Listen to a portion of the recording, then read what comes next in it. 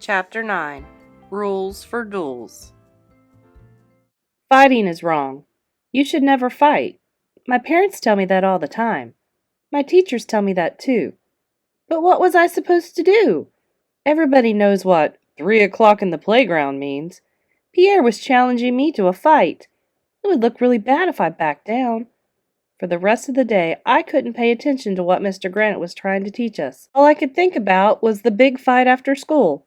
I've never been in a fight before. I didn't really know what to do.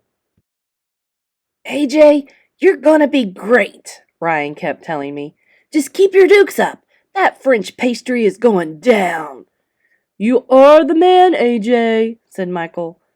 Finally, after 1,100,000 minutes, the clock on our classroom wall said it was 3 o'clock. Bring, bring, bring. Everybody grabbed their backpacks and rushed out to the playground. I mean, everybody. Even the 5th graders.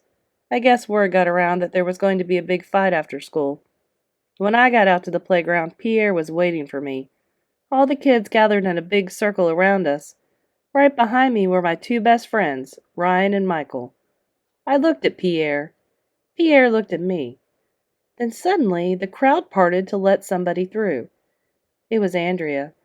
"Please don't fight, boys," she said. "Violence never solved any problems." What did violins have to do with anything? "Back off, Andrea," I yelled to her. "This is between me and Pierre." "I think you mean Pierre and me," said Andrea. "You should use correct grammar, Arlo." "Quiet!" I shouted at her. "Can you possibly be more boring?" Andrea had distracted me. I had to focus my attention. I looked at Pierre. Pierre looked at me. "AJ," Pierre said, "I challenge you to a duel." Ooh! Everybody oohed. What? I thought we were going to fight. Is duel a French word that means fight? I don't know what he was talking about. Michael and Ryan came over to me. "I saw a duel at a movie once," Michael whispered. "You're supposed to throw a glove on the ground in front of Pierre." What? Why would anybody throw a glove on the ground? I didn't even have a glove. It wasn't even that cold outside. Who wears gloves to school when it's not cold out? "Forget the glove," whispered Ryan. "Just keep your dukes up." I turned back to face Pierre again.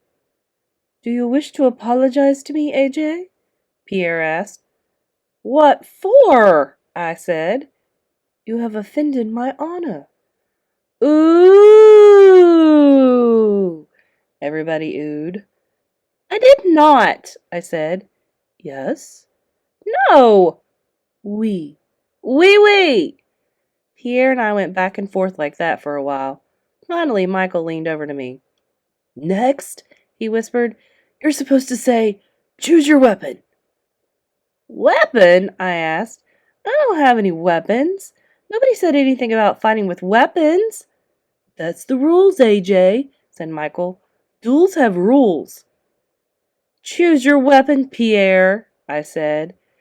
Ooh! Pierre looked me in the eye. "I choose thumbs." Ooh!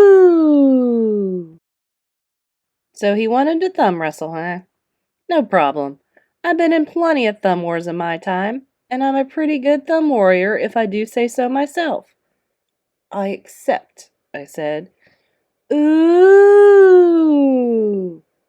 Pierre put out his right hand. I put out my right hand. But you'll never believe who came running out to the playground at that moment. It was Mr. Klutz and a bunch of the teachers. "Okay, break it up, you two," shouted Mr. Klutz. "There will be no fighting on school property, especially not on Valentine's Day. This is supposed to be the day of tolerance and acceptance and love. Remember?" "Ugh, disgusting." He said the L word. "They're not fighting," said Alexia. "They're going to have a thumb war." "A what?" asked Mr. Klutz. We had to explain to him what a thumb war was. Can you believe that? Grown-ups don't know anything. "Oh, well, I guess that's okay," said Mr. Klutz. "You may proceed, as long as there's no violence." Why is everybody always talking about violins? And who would bring a violin to a thumb war? We don't need musical accompaniment. Okay, AG, said Ryan. This is for all the marbles. What do marbles have to do with anything? I asked. Just beat 'em, said Michael. A hush fell over the crowd as Pierre and I faced each other once again. There was electricity in the air. Well, not really. If there had been electricity in the air, we would have all been electrocuted. May the better thumb win, I said to Pierre. Pierre put out his right hand. I put out my right hand. We grabbed hold of each other's hands. It was very dramatic. Aren't you on pins and needles? Well, if you are, you should get off them and sit on a couch or something. Pins and needles hurt. I put my thumb next to Pierre's thumb. We started to move our thumbs back and forth. 1, 2, 3, 4, we both said. I declare a thumb war. 5, 6, 7, 8, we both said. I will make your knuckles ache. 4, 3, 2, 1, we both said. Who will be the strongest thumb? Pierre moved his thumb left. I moved my thumb left. Pierre moved his thumb right. I moved my thumb right. It was very exciting. Get him, Pierre! Somebody shouted. You can beat him, AJ! Pierre moved his thumb right. I moved my thumb right. Pierre moved his thumb left. I moved my thumb left. We were frantically trying to get the upper hand. The upper thumb. You're going down, Pierre, I said. I don't think so, Pierre hissed back. Everybody was yelling and cheering and freaking out. Even Mr. Klutz and the teachers. I almost had Pierre's thumb down, but he moved it away just in time. Then he almost had my thumb down, but I moved it away just in time. The tension was unbearable. And then, just before I was about to cover Pierre's thumb with my thumb, he turned the tables on me and covered my thumb with his thumb. No! I shouted. Pierre's thumb was pressed down on top of my thumb hard. I couldn't move it. Victory is mine! Pierre shouted. Vive la France! Chapter 10. The Truth About Pierre.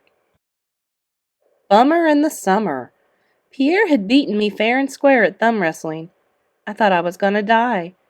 Everybody was hooting and hollering. My hand hurt. This was the worst thing to happen since National Poetry Month. I wanted to run away to Antarctica and go live with the penguins. Nice try, dude, said Ryan, putting his arm around me. You gave it your best shot. Michael gave me a thumbs up, but then he must have realized that was a dumb thing to do, considering that I had just lost the thumb war. Hey, we should take AJ out to the ice cream shop, Michael said. Maybe that will make him feel better. Ice cream? All right. Michael should be in the gifted and talented program for coming up with that idea. We walked 1,100,000 miles to the ice cream shop, and when we opened the door, you'll never believe who we saw in there. I'm not going to tell you. Okay, I'll tell you. It was Pierre, but you'll never believe who was with him. I'm not going to tell you. Okay, I'll tell you. It was Alexia, and they were both sitting at the same table. They had skateboards with them. That must have been how they got to the ice cream shop before we did. Alexia, I said, what are you doing here with Pierre? Eating ice cream, she said. What does it look like I'm doing here? I invited Alexia to join me to celebrate my thumb war victory, said Pierre. Wow. So Andrea wasn't Pierre's special Valentine after all. Maybe Alexia was Pierre's special Valentine. Or maybe Andrea was Pierre's special Valentine, but he was secretly going out for ice cream with Alexia behind Andrea's back. Or maybe Alexia was Pierre's special Valentine, but he was secretly going out for ice cream with Andrea behind Alexia's back. Valentine's Day was complicated, and it was about to get even more complicated, Because you'll never believe who came into the ice cream shop at that moment. I'm not going to tell you. Okay, I'll tell you. It was Andrea and Emily.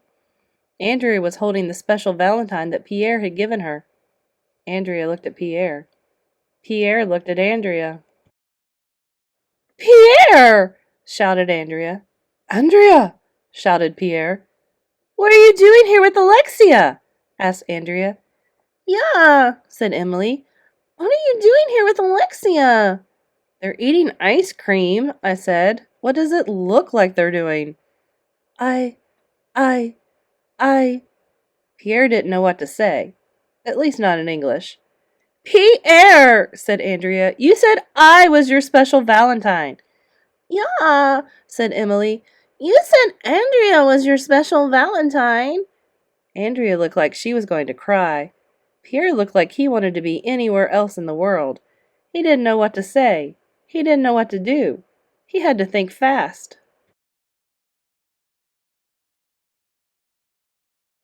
In France, all the girls are special on Valentine's Day, he finally told Andrea. There is plenty of love to go around. Don't you agree? No, shouted Andrea. That's it. It's all over between us, Pierre. Andrea ripped Pierre's special Valentine up into little pieces and threw them at Pierre. Oh, snap, said Ryan. I never want to see you again, Andrea told Pierre. Yeah, said Emily.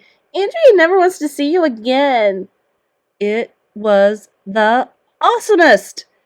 You should have been there, and we got to see it live and in person. This is my worst Valentine's Day ever, Andrea said, and then she stomped out of the ice cream shop. Chapter 11. A Special Valentine. When I got to school the next morning, Pierre was lugging a suitcase up the front steps. What's in the suitcase, Pierre? I asked. Are you going to give us more stinky cheese? No, I am going back home to France today, he told me, but I wanted to say goodbye to my new friends before I leave. We got to our classroom and Mr. Granite wasn't there yet. Pierre went up to each girl in the class and kissed her hand. They were all giggling and making goo-goo eyes and getting his email address so they could stay in touch with him. Finally, Pierre went over to Andrea. She was standing in the corner like she was hiding or something. Your eyes are like pools of water in the moonlight, Pierre said. Beat it, you two-timer, shouted Andrea. Oh, snap, said Ryan.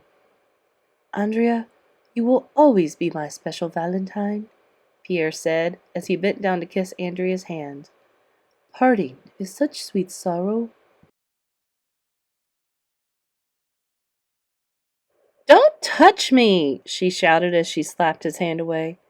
Yeah, I told Pierre. Get in your S-car and go home.